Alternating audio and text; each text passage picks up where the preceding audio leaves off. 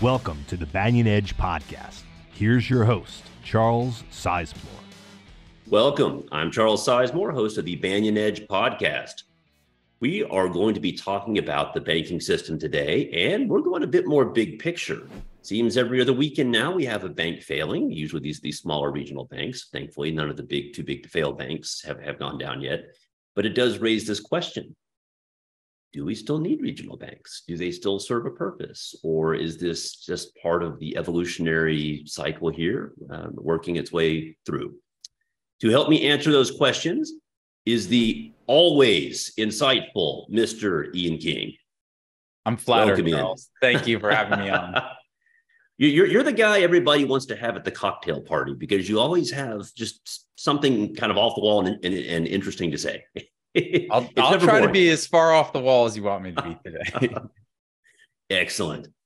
So let's talk banks. So I think you were probably a little surprised as I was that, we get to the office Monday morning and there was no bank failure. It's like, well, come on, like there's supposed to be a bank failure over the weekend. That's just what happens now.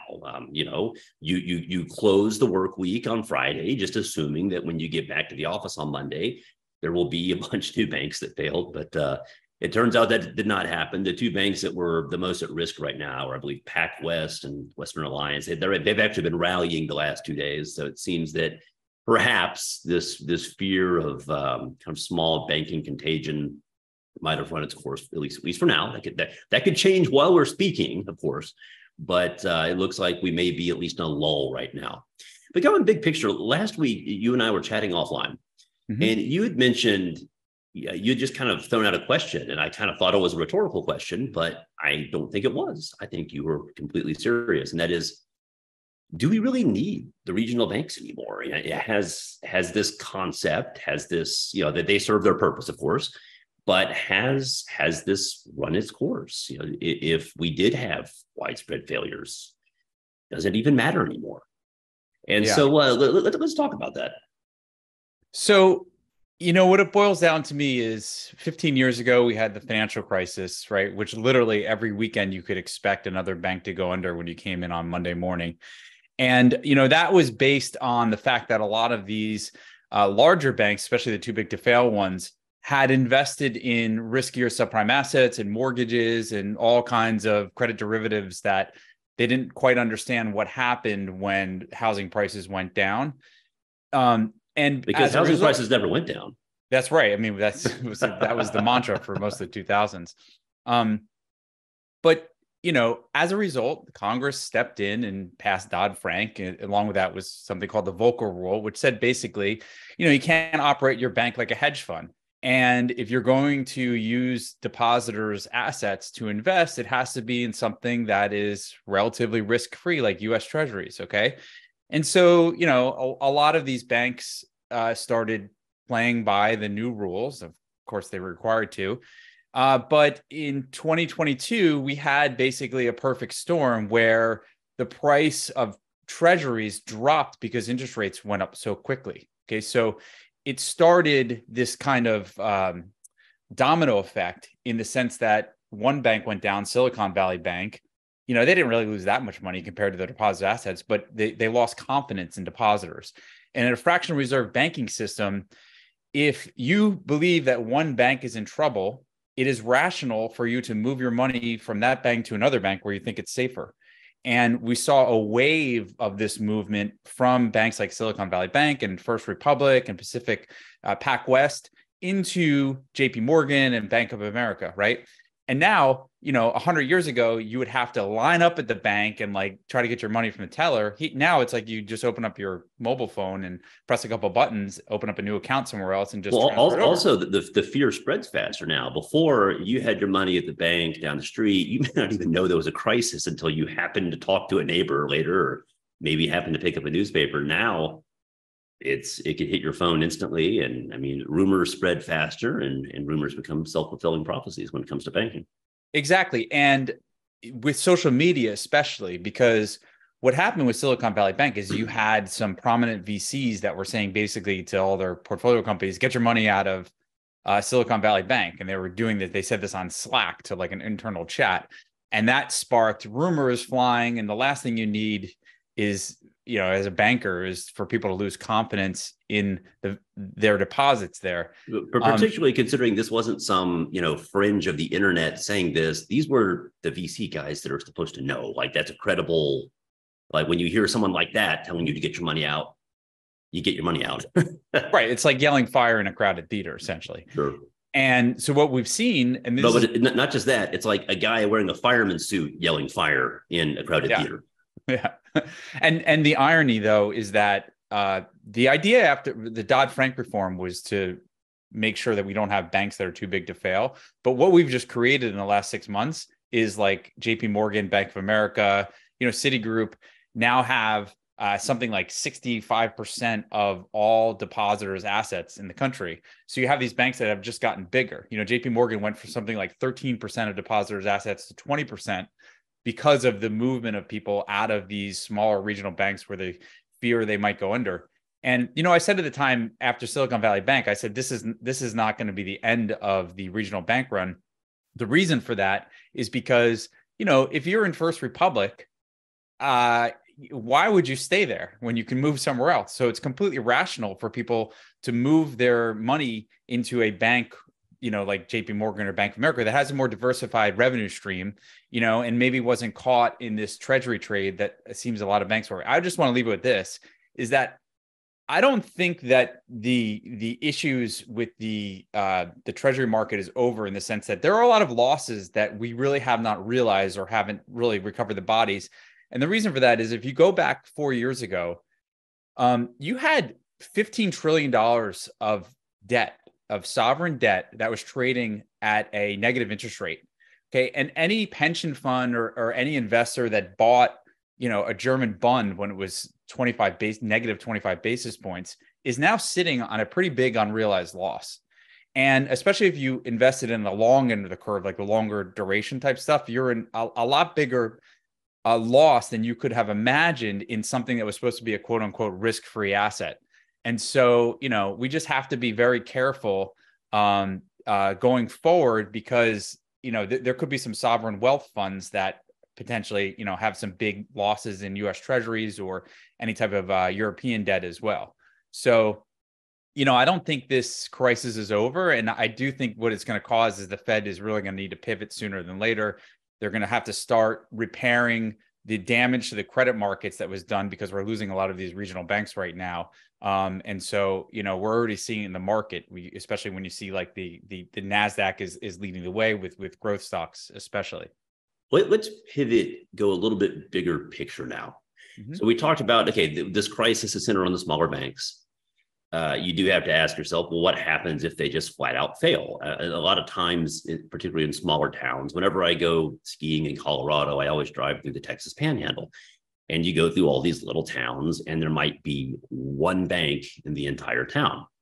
And then you ask yourself that question, well, if that bank were to disappear, it's kind of hard to imagine JP Morgan or Citi going to Pampa, Texas or somewhere. I mean, like, it's not worth their resource. It's not worth the investment for them to go there like that. They're just not going to touch it. It's not worth their time. It's not worth their capital. So that raises the question, well, we have bank failures, like in the savings and loan crisis, late 80s, early 90s, 1 out of every 3 banks in Texas just disappeared. Mm-hmm. If you were to have something like that, what does the new world look like? And let's kind of break this down. What does a bank do? They have various functions. Let's break it down by function. The first thing they do is, they hold depositors' assets. That is a liability to the bank, but of course it's your asset. They provide security to your savings. You don't want to leave cash sitting in your house where your house can burn down, somebody can steal it, et cetera. Keeping it in the bank it's there for safekeeping. It's there for convenience. But is that as important as it used to be today with modern tech? Your cash really isn't in the bank, though. I mean, the banks only have to keep a fraction of those reserves on hand. And we saw that with Silicon Valley Bank, where, the FDIC was only covering depositors up to $250,000. And then they had to extend that even further. I think that we're probably at a point where the Treasury and the Fed need to sit down and create a larger amount for the FDIC to stem Well, the but hold on, capital. but I don't disagree. But like, let's kind of cover this other point first. When was the last? Do you have any, like, if you were to, do you have your wallet on you? Do you have any cash in it? Like, I'd actually be curious because I don't have a single dollar in my wallet. I have some Peruvian soles because I still kind of need cash in Peru from time to time, but I don't remember the last time I had cash in the US. Right. And with these small banks, like there's only so many lollipops and dog biscuits they can give out to like retain customers, right? Well, no, but think about the stuff that you like. Even 10 years ago, I barely had cash, and then it was inconvenient when I needed to pay a tip, for a valet or something like that. You can pay the valet with Venmo now. They have like the little code. You scan your phone. You can give the guy a tip on Venmo, and it's fine. Like you don't even have to have cash for that. And even in the developing world, for crying out loud, the guy's washing cars. Oh man, I don't have any cash. He's like, yeah, man, you can. They have a thing called Yape in Peru. It's basically like Venmo. You just, I have my code. That's how it is now. So in a world where you don't really need cash, do you really even need checking accounts in their current form? Yeah, you can direct deposit your paycheck into a bank anywhere, and it doesn't have to be your local bank. Does that function even matter anymore? Right. And I don't think so. But also the bigger picture is like the most frustrating thing is waiting online at the bank.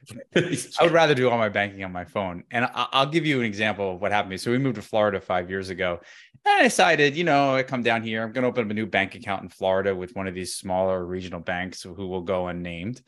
And within a couple months, their software, their website was actually down. It was down for 2 weeks where I could not do any transactions online. I couldn't send a wire. 2 full weeks. I thought you were going to say like 2 hours. No, 2 weeks.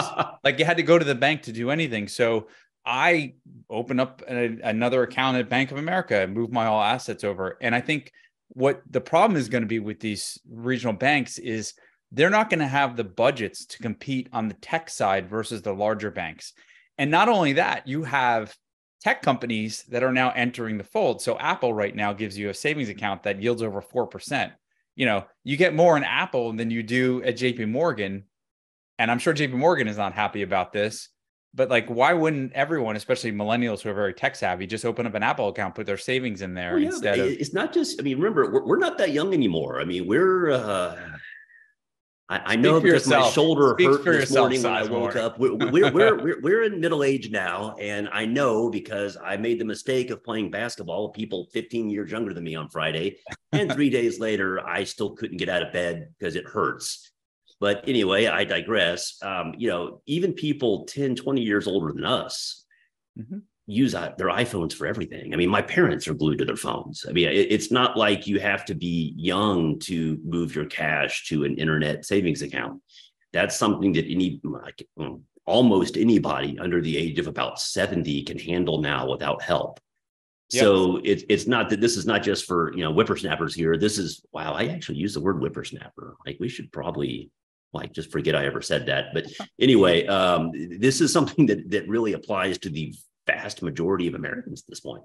Yeah. But so, the end result is going to be with capital moving from small and regional banks. The trade, what I saw in early March was that a lot of the farm related stocks, which get a lot of their financing from these Midwestern banks, started falling. So if you look at like the chart of Deere, that came down because people were worried that the farmers would not be able to get as much credit as they were because there wouldn't be as much competition for it. The other thing banks do, which I think we need to touch upon, is they underwrite mortgages. And, you and I discussed this. You don't necessarily have to go to your local savings and loan anymore to get a mortgage. In fact, you can go to Bankrate or LoanDepot.com and see where the competitive rates are. And there are companies like Better.com, which can underwrite it cheaper, more efficiently, faster. They have a very tech-focused platform on collecting. I don't know if you. Well, and also, Ian, it's more, even more fundamental than that. The thing to remember is the bank down the street never holds your loan. They're essentially just a stepping stone for Fannie Mae.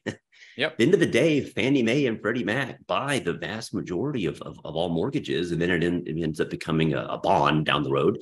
But that's, it's not like the banks even use their own capital for that. They do for a very short period of time, just long enough to package it up and sell it to Fannie Mae. So yeah, that's another thing. It's like the banking system has, or not the bank, the mortgage system specifically has effectively been nationalized for decades, and now we're just doing it more efficiently with these apps that you mentioned.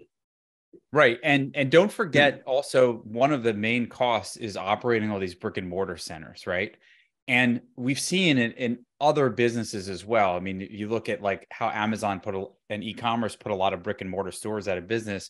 We're just starting to get around to, the brick and mortar banks, the ones that basically win business because of their specialized location. And that might be, in a town in West Texas that only has one option. But now you just go online and you have many more options. So to me, this feels like the swan song of the small and regional banks, because I don't see how they're going to maintain their competitiveness against the larger banks that, number one, can ensure safety among their depositors without the need for government intervention. And number two, their competitiveness against the very businesses they do. That could be underwriting a loan for a small or medium-sized business, which is a huge part of the smaller banks, and also underwriting mortgages, which they can't be competitive right now against some of the rates that you can see online at different websites. So it's going to be a really interesting way the way this shakes out is like, how is the Fed and the Treasury going to stop the decline of assets from these small banks into the larger multinational ones, which is recreating this too big to fail problem that we tried to address in 2008. Well, the other issue too is how have banks historically made sure that their deposits stayed in place? Well, they offered higher rates on savings products like CDs and savings accounts. Well, the more, the higher those rates go, the lower those banks' profits get, and the less incentive they even have to remain in business. So none of that's good for their long-term prospects. Now, you mentioned loans, and let's talk about that, because I know you're a crypto guy, you're our decentralized finance guy. This is an area of expertise for you. I've thought for a while that the traditional bank underwriting. Let's talk about loans. If a big company wants a loan, they don't really go to the bank. They issue bonds, right? Loans are more for those kind of smaller and medium-sized companies. And with tech moving the way it is already, if I wanted to start some new project, some new business, I can go to whatever, GoFundMe or somewhere, and I can raise capital directly without using a financial intermediary like a bank. Now, right now, it's still in its infancy, but you're more involved in this space than I am. I mean, how do you see this developing? So, first of all, let's talk about Bitcoin, right? The origins of Bitcoin in 2010, the first block that Satoshi Nakamoto mined, he put a message in there that alluded to the UK bailing out banks for the second time in 2010. It was Chancellor on the brink of a second bailout, was the message that he encoded in the first blockchain block. And so the idea of this decentralized alternative currency is, as people think of it, as a hedge like gold, as an alternative to when the government spends more money and the value of your fiat currency goes down, you lose purchasing power. So then you would want some type of alternative to shelter some of your value in. The second part, though, is Ethereum, which came around in 2015. And basically, it's just a programmable form of money. And so you can build all types of new digital infrastructures on top of Ethereum, which you couldn't do on Bitcoin. And the idea, first and foremost, of Bitcoin and why it's not subject to government is that, number one, it has a limited amount of supply. 21 million Bitcoins can only be printed, and that will finish in about the year 2150. And number two, it's peer-to-peer, so that if I want to send you Bitcoin, which has digital value, I don't need a bank, an intermediary. I don't need a wire system like we. You don't need a middleman taking a cut. No, I just basically need access to the internet. And it's as simple as sending an email. It can be costly right now, and it can take 10 minutes, 15 minutes. So it's not the best, Bitcoin is not the best form of payment. But then along came Ethereum in 2015, and it created a peer-to-peer digital currency where you could build new structures on top of. And so what people and engineers have been working on for the last 8 years is recreating the financial markets in a way that can be run as peer-to-peer. And that can be everything from a decentralized exchange, right? So instead of having the New York Stock Exchange, you can trade on a smart contract, 2 assets, and you find liquidity there without having to route them to a centralized exchange. You can create futures markets in a decentralized manner using Ethereum. Another thing that they're working on are ways to create new pools of capital. Okay, so there's something called a decentralized autonomous organization, or a DAO. And what it allows is people who have no economic history with one another can join together in the pursuit of some type of financial objective. And the best use case of this was there was a DAO that raised $42 million in 2 weeks to try to buy a copy of the US Constitution. They lost to Ken Griffin, who is the founder of Citadel, mostly because he knew how much they raised and outbid them by $1 million. But it just goes to show you the power of this, where those people in the Constitution DAO had no economic history with one another, but they were able to trust one another because of the rules that were baked into the code. Whereas if you contributed, let's say, $1,000 worth of Ethereum to the Constitution DAO, you got tokens that were represented in the Constitution DAO. So it's a new way of capital formation in ways we haven't seen before.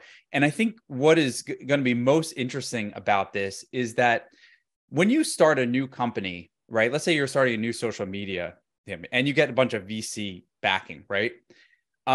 The people who join your social media, your new social media, let's say you are going to start a new version of Twitter, okay, Charles, and you're going to call it something. I'm not that crazy. But let's say you're going to call it something like Chirp, right? And you went out and you got a bunch of money from the VCs, and you raised $100 million, and then you're like, okay, how am I going to incentivize users to start using my new social media?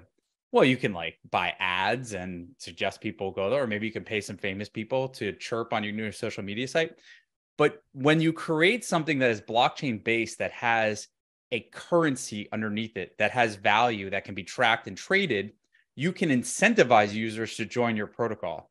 And so if you think about imagine if early Facebook users, had equity in Facebook, right? They would immediately be incentivized to say to their friends, hey, join this new social media. I'm on this thing. outlet. We share photos and stuff. It's cool. And so that's basically what crypto is people think of it as like a pyramid scheme and whatnot, but it's a new way to incentivize the creation of digital value, because if you are an early user, an early adopter, the rewards to you are necessarily larger than the people who will come late. And so you can create all these new digital structures in a way that actually incentivizes users to join in a way that you couldn't before. And so that's beyond Bitcoin and Ethereum, but that's how I see a lot of the adoption happening. It's that people are creating some type of digital value. What? Yeah. They're incentivized. Exactly. And we've never had this type of mechanism before, where you didn't need some type of middleman to decide basically who owns what. It's all baked into the code, and it's basically, all baked into whatever protocol you are choosing to use. And so the next wave of crypto adoption, this is even outside the financial system, is the provision of different types of digital resources. So, it's like cloud storage you get basically from Amazon or Google, where there are going to be cloud companies that allow you to have a device in your house that sells basically cloud storage to the internet. There will be blockchain based. So it's kind of like people that have solar panels on their house and they actually contribute energy to the grid. Exactly. Something kind of like, ways to optimize the resources that we have in a way that there's no centralized control of them, but people who are in the system can be rewarded for the value that they produce. And think about every time a company goes to raise capital in the traditional financial markets, they're paying some type of spread. I was at Citigroup. We underwrote the syndicate deals for, massive companies like Ford and GM and WorldCom at the time. WorldCom did $10 billion debt issuance with us, and we scooped $100 million from them on that trade, right? It's but imagine a future where there's not some type of bank that's shaving off a little bit on everything, The people who get to shave it off are the participants in the financial system, not some banker. And so that's the promise of decentralized finance. We started to see that in the first, DeFi wave that came in the summer of 2020.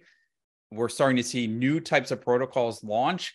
And I think just because the way this is more efficient, it's a more efficient way to run the capital markets. Eventually, everyone will migrate to some form of decentralized finance. And look, I mean, it's like JP Morgan, Jamie Dimon, he was always negative on Bitcoin and he's called it a fraud, whatever. I mean, they launched their own JPM coin in 2020. You can't make this up, right? No. They were the first bank to do an Ethereum transaction, So it's like they see the writing on the wall, even though they don't want you to get in before them because they want to carve out their little piece. So, if you want to learn more about it, please join Next Wave Crypto Fortunes. We discuss it every week. And it's something that gets me really excited because this is not like a short-term gain. You're going to see lots of ups and downs in the crypto markets, but you have to think over the long term. This is a technology that's in its infancy. Ethereum is only 8 years old. It's like in second grade. Where is this technology going to be 10, 20, 30, 40 years is going to be, much more part of society just because it does something that allows you to do transactions. It adds value and it creates an incentive structure where one did not exist before. And I will add, guys, to anybody watching this is an exciting space, but it also moves very quickly. And I myself, my knowledge on this is quite limited. This is why I have Ian on. You actually do need an expert in this field to walk you through it. So we will put a link below. I do highly recommend you check out Ian's writing on this. You need somebody that actually knows what they're doing.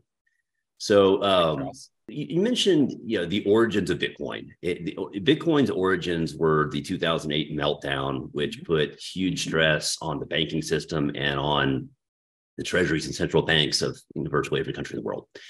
So that kind of raises the question, okay, if the current situation we're in today, this snowballs, we end up having to have a big government bailout of the banks again. Seems like we're due for one, right? Every decade, you got to have some sort of banking blow up that gets bailed out. This kind of raises the question. I hear this brought up every couple of years. Somebody mentions, the dollar is going to use its status as a global reserve currency. It's time, whatever. It's the dollar's day in the sun is coming to a close. We're going to have a new reserve currency, yada, yada, yada. I've always been skeptical of that because my view has been that the dollar is the cleanest dirty shirt. There's, the dollar is a mess, but find me a currency that's actually run better and we'll talk. Mm-hmm. This raises the question, what if the next reserve currency isn't a currency at all? Like, what if it's crypto? Is that possible? Is that feasible? I'm glad you brought that up because I've been saying this for over a year now that I believe by the end of this decade, Ethereum will be the global reserve. I mean, look, right now, I hate to say this, but this is the reality. U.S. is basically an empire in decline. We have poor rates of education, whether that mean, basic education or civic education in the United States. We have lower participation in the civic process. We have more internal fighting than we've had, since I've been alive. And then you have all these external factors where it's like other countries are also trying to destabilize us. The key is when you have an empire in decline, and we saw this in the British Empire, for example, and also the Dutch Empire in the 15th century, your reserve currency can still maintain its dominance even though your empire is in decline. For example, the British Empire, the U.S. surpassed England as the largest economy in the world in the 1870s. However, the pound did not lose its reserve status until the Great Depression. So, we could still have the dollar as reserve currency, even though there's obviously evidence that the U.S. is in decline. The decline happens for a lot of reasons. Number one, we ran up very high debt to GDP levels, given primarily because of what happened with the tax cuts and the Afghan war during the Bush presidency. We're now operating 125% debt to GDP. We bailed out basically the banking system, the automotive system. A lot of the money we did get back. We've had another round of basically huge fiscal stimulus to fight basically a war against coronavirus. So that's led to debt levels really high. And now we have these banking issues, which is going to require more. You remember when $1 trillion was a lot of money? The idea of a $1 trillion budget deficit would have just been like absurd. And now that's just every year. Yeah, it's well, I mean, it shows you also the decline in the purchasing power of the dollar just over the last 20 years, so $1 trillion 20 years ago was probably half that. And then I would say that there is no rival to the dollar right now in terms of, foreign investors are not going to start putting their money into Chinese yuan. And that's been my argument. The dollar would retain its reserve status because there was no other currency that was viable. But we're not really talking about currencies at this point. Right. But here you have Ethereum, right? Even more so than Bitcoin. Okay. So Ethereum is a currency that also has a utility. So it has a use case because you need it to run this global decentralized computer. Okay. So think about if you had, let's say, something that represented oil, but you could freely and fungibly trade it and deliver it like physical oil. Like imagine if you had oil in a sack or something like that, and you went to 7-Eleven, you bought a Slurpee and you put some drops of oil on there. That's basically. I am from Texas. That's not that far fetched. Yeah, but it's like it's a commodity that also has the fungibility of a currency, and the faster and the more this ecosystem grows, you're going to start to see Ethereum become a rival reserve currency to the dollar. So basically, Charles, to wrap it up, we are in the digital age. We have a digital currency that's not controlled by a government or a corporation, and it allows for the creation of new types of digital infrastructure that can be powered by the users and not some type of middleman, and the benefits accrue to those users. And so that's why I think Ethereum, necessarily will be a rival to the US dollar, probably, sooner than we even expect. And if you want to learn more about it, please check out Next Wave Crypto Fortunes. I write about it and we speak about it just about every week. And we're always looking for the next project that I think will be a huge game changer and a moneymaker for investors. Yeah, thanks, Ian. And I would reiterate, this is complex stuff. You need someone who can explain it to you in plain English, and Ian's your guy. He lives and breathes the stuff, and he makes it very, very understandable. So we'll put that link below. Please do check it out.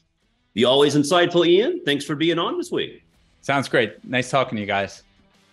And for our viewers out there, thanks for tuning in. We will be back next week. Please tune in. And until then, go out and make yourself some money.